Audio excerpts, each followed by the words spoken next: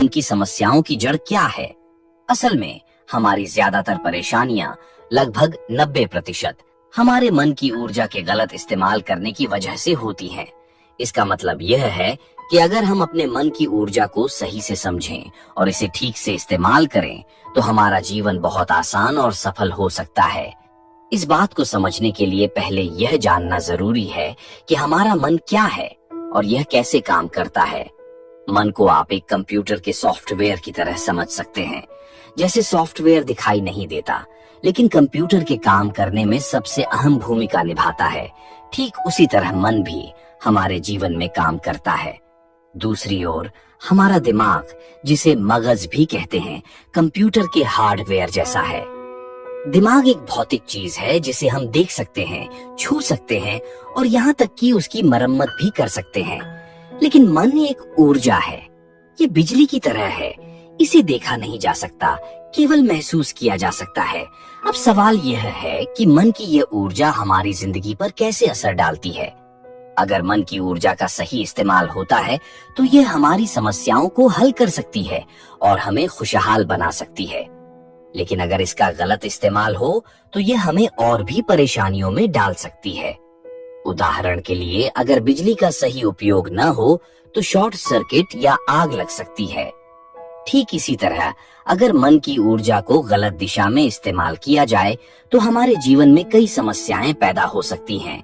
इसलिए यह बेहद जरूरी है कि हम अपने मन को समझें और इसकी ताकत को सही तरीके से इस्तेमाल करना सीखें। मन को समझने के लिए इसे 2 हिस्सों में बांटा गया है, चेतन मन और अवचेतन मन। चेतन मन को आप उस हिस्से की तरह समझ सकते हैं जो हर वक्त जागरूक रहता है। यह सोचता है, तर्क करता है और निर्णय लेता है। जब आप किसी बात पर विचार करते हैं या किसी काम को लेकर फैसला करते हैं तो यह आपके चेतन मन की प्रक्रिया होती है। दूसरी ओर अवचेतन मन वह हिस्सा है जो हमेशा सक्रिय रहता है, भले ही आप जाग रहे हों या सो रहे हों। यह तर्क नहीं करता और न ही सोच विचार करता है। यह बस हमारे पुराने अनुभवों और धारणाओं के आधार पर काम करता है। उदाहरण के लिए, जब कोई पहली बार साइकिल चलाना सीखता है तो उसे बहुत ध्यान देना पड़ता है।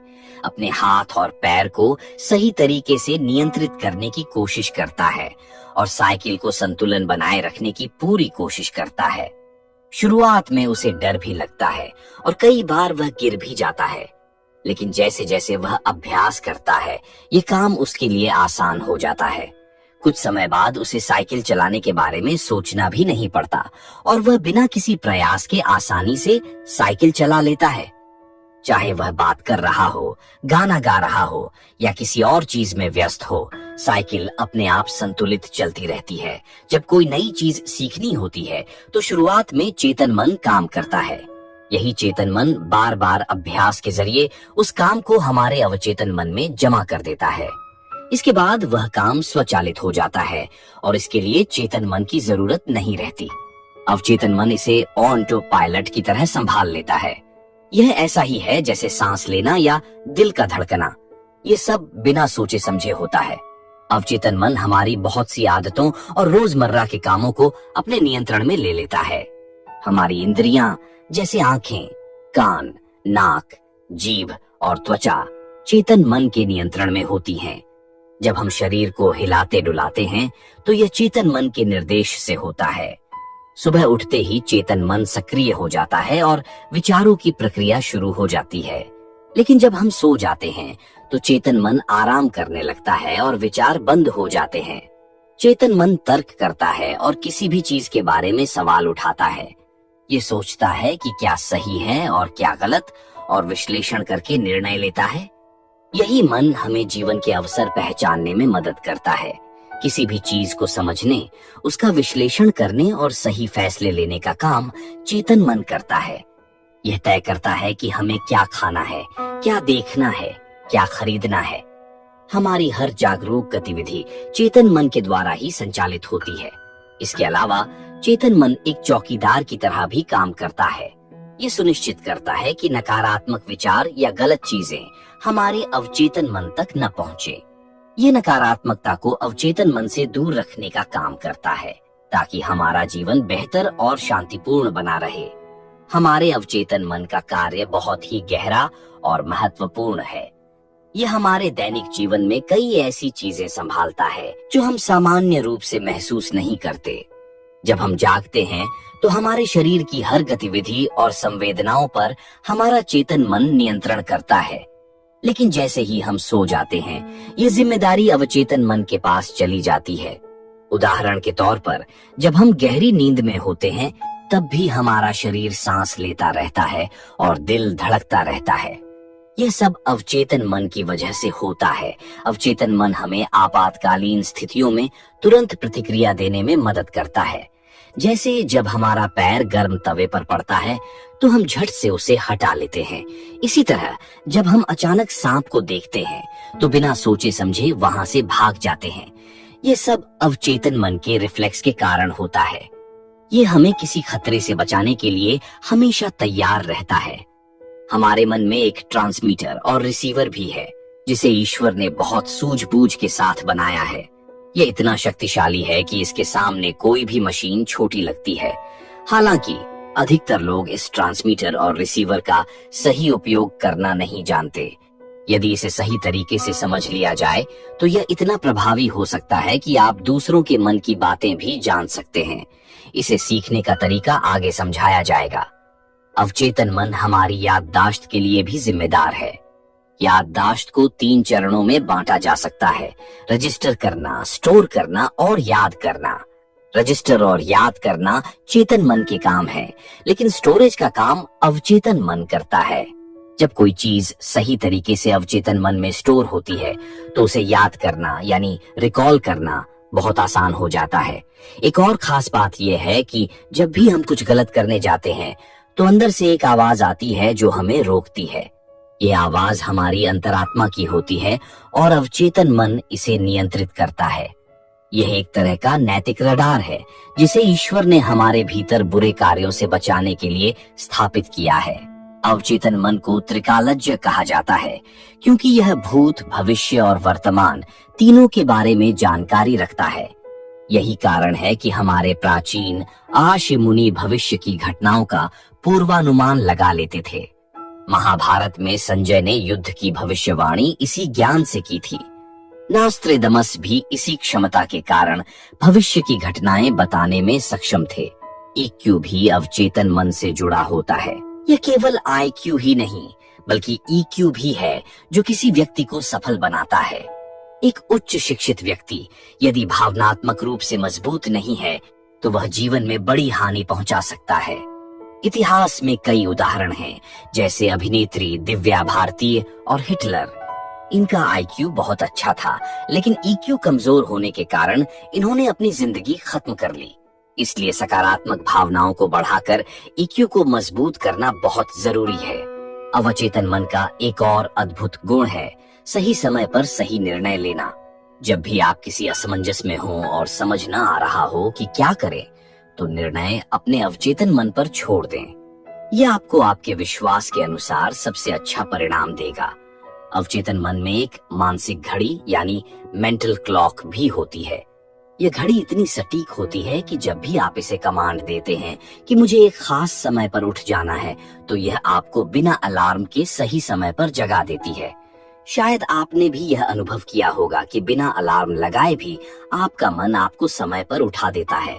अवचेतन मन के पास एक मेंटल कैलेंडर भी होता है। अगर आप अपने जीवन में किसी लक्ष्य को प्राप्त करना चाहते हैं तो उसके लिए एक निश्चित समय सीमा तय करें। यह अवचेतन मन को उस लक्ष्य पर केंद्रित होने में मदद करेगा और वह आपके लिए उस लक्ष्य को प्राप्त करने का रास्ता तैयार करेगा। अवचेतन मन की हीलिंग पावर की कहानी बेहद प्रेरणादायक है। यह दिखाती है कि हमारा अवचेतन मन कितनी बड़ी शक्तियां रखता है। उदाहरण के लिए, एक व्यक्ति जो गंभीर कैंसर से जूझ रहा था और जिसे डॉक्टरों ने इलाज के लिए मना कर दिया था, उसने अपने अवचेतन मन के जरिए खुद को ठीक कर लिया। ये सब उसके बेटे के विश्वास और चालाकी से संभव हो पाया। बेटे ने एक साधारण लकड़ी को महान बाबा का दिया हुआ चमत्कारी उपाय बताकर अपने पिता को यकीन दिलाया। उस लकड़ी के साथ रोज एक मंत्र जपने की सलाह दी। पिता ने पूरी श्रद्धा और विश्वास के साथ इस प्रक्रिया को अपनाया और कुछ ही समय में पूरी तरह स्वस्थ हो गए।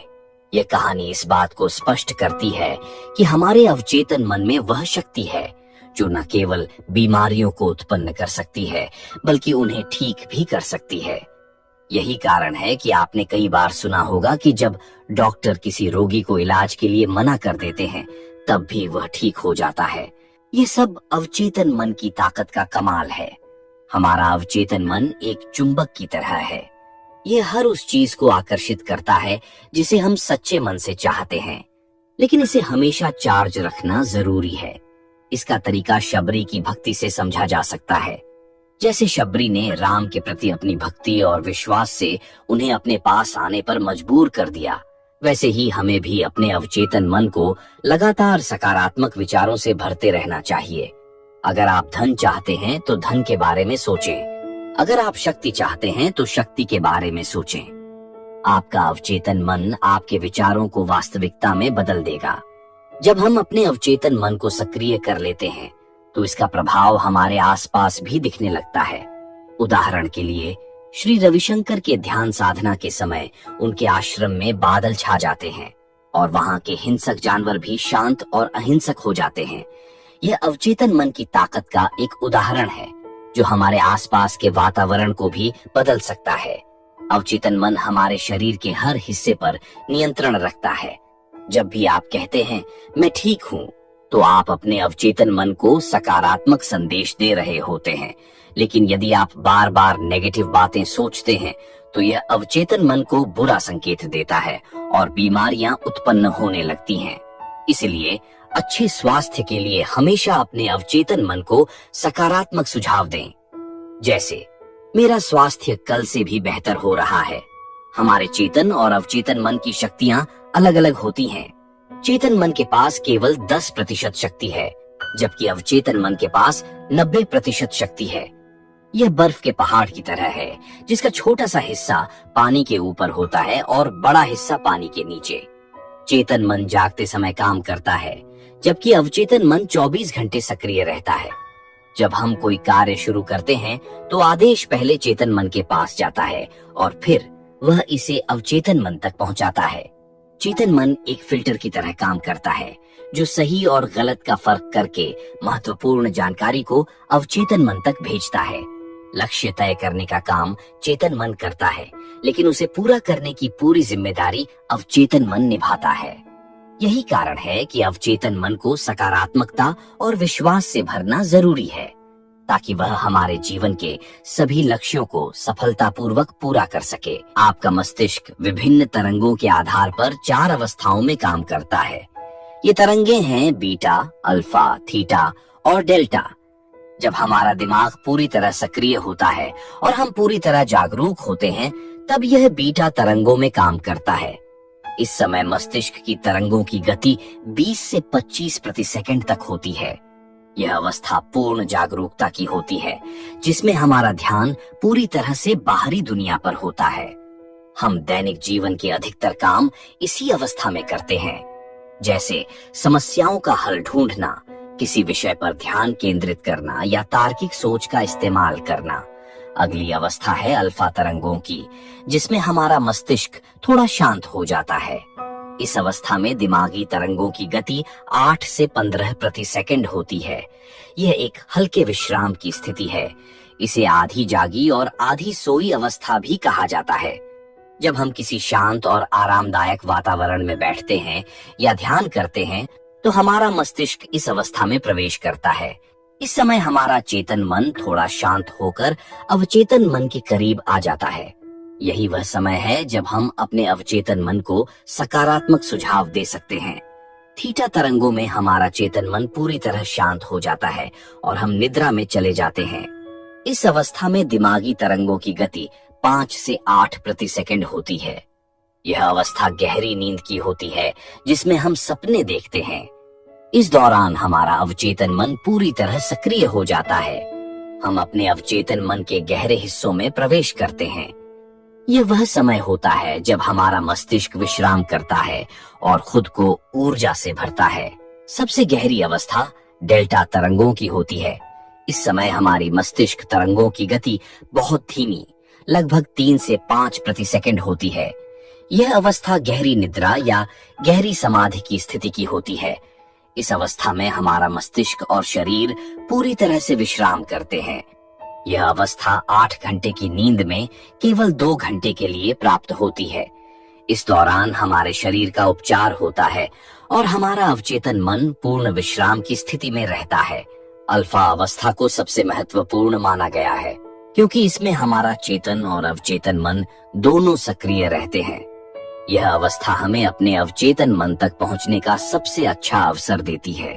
जब आप इस अवस्था में होते हैं तो आप अपने अवचेतन मन को सकारात्मक सुझाव देकर अपनी सोच और आदतों को बदल सकते हैं।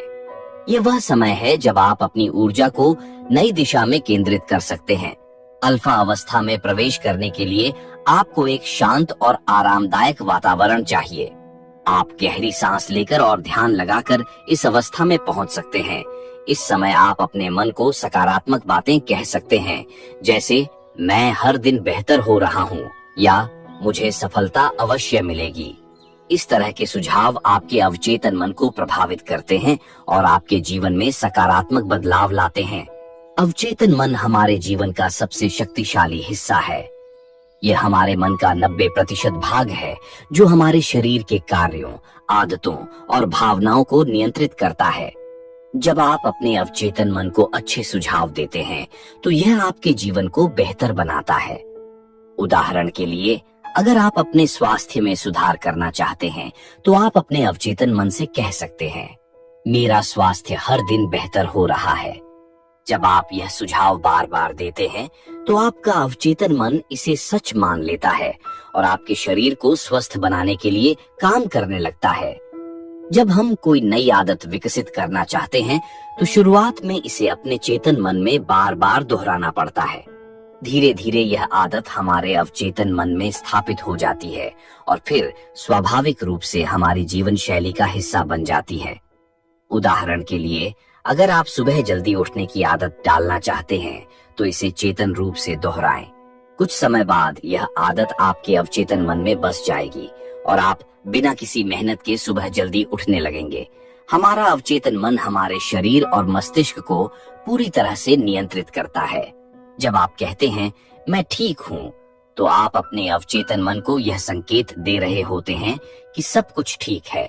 इसी तरह जब आप नेगेटिव बातें कहते हैं तो आपका अवचेतन मन उन्हें भी सच मान लेता है। यही कारण है कि हमें हमेशा सकारात्मक बातें करनी चाहिए। अवचेतन मन की ताकत का सबसे बड़ा उदाहरण उसके हीलिंग पावर में देखने को मिलता है।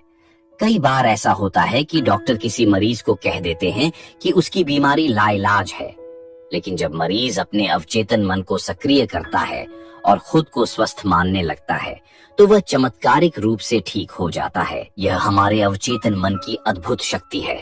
एक कहानी में एक व्यक्ति कैंसर से बहुत पीड़ित था। उसके बेटे ने उसके अवचेतन मन को सक्रिय करने के लिए एक तरकीब निकाली। उसने अपने पिता को एक लकड़ी दी और कहा कि यह एक बाबा ने दी है जो हर बीमारी को ठीक कर सकती है। साथ ही उसने एक मंत्र भी बताया और कहा कि इसे रोज 2 बार पढ़े। उसके पिता ने उस लकड़ी और मंत्र पर पूरी तरह विश्वास किया और सच्चे मन से उसका पालन किया। कुछ ही समय में उनका कैंसर ठीक हो गया। ये घटना बताती है कि हमारा अवचेतन मन कितना शक्तिशाली है। हम अपने अवचेतन मन को सकारात्मक सुझाव देकर अपने जीवन को बदल सकते हैं। इसके लिए हमें नियमित रूप से ध्यान लगाना चाहिए और अपने मन को अच्छे विचारों से भरना चाहिए। जब हम ऐसा करते हैं तो हमारा मन हमें वही चीजें देता है जो हम चाहते हैं। अगर आप अपने जीवन में धन चाहते हैं तो पैसे के बारे में सोचें। अगर आप सफलता चाहते हैं तो अपने लक्ष्य पर ध्यान केंद्रित करें। अवचेतन मन की ताकत को समझने के लिए इसे लगातार प्रशिक्षित करना जरूरी है। जब आप किसी लक्ष्य को प्राप्त करना चाहते हैं तो उसे अपने चेतन मन में बार बार दोहराएं। इससे वह विचार आपके अवचेतन मन में प्रवेश करेगा और उसे पूरा करने के लिए काम करेगा। अंत में हमारा अवचेतन मन एक चमत्कारी शक्ति है जिसे सही तरीके से इस्तेमाल करने पर हम अपने जीवन में हर वह चीज प्राप्त कर सकते हैं जो हम चाहते हैं। हमें इसे सकारात्मक विचारों और सुझावों से भरना चाहिए। जब हम ऐसा करते हैं तो हमारा जीवन स्वतः ही बेहतर होता चला जाता है। दोस्तों, इस पूरी चर्चा से हमने जाना कि हमारा अवचेतन मन कितना शक्तिशाली है और इसे सही तरीके से इस्तेमाल करके हम अपने जीवन में बड़े बदलाव ला सकते हैं। अगर आप इस ज्ञान को अपनी रोजमर्रा की जिंदगी में अपनाएंगे तो यह न केवल आपकी सोच बदल देगा बल्कि आपको जीवन में नई ऊंचाइयों पर ले जाएगा। अगर आपको हमारा यह प्रयास पसंद आया हो तो कृपया हमारे चैनल को सब्सक्राइब करें और इस वीडियो को ज्यादा से ज्यादा लोगों तक पहुंचाएं। आपके सहयोग से हम ऐसी और प्रेरणादायक जानकारी आप तक लाते रहेंगे। धन्यवाद।